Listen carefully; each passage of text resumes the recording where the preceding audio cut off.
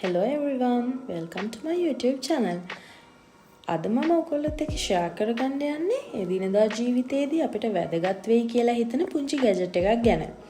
මේ gadget එකේ නම තමයි Kitchen Faucet Extension.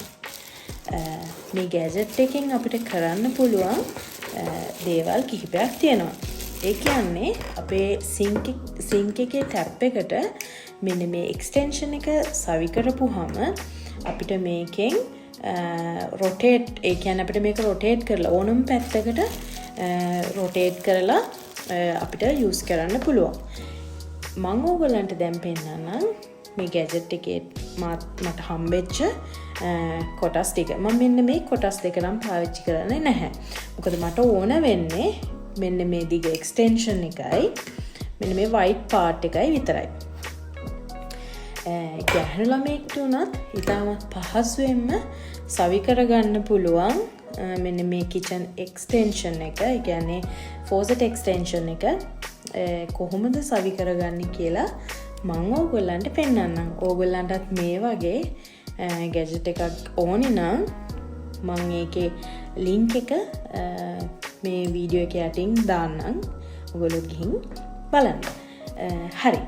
මේ තියෙන්නේ මගේ sink එකේ tap එක.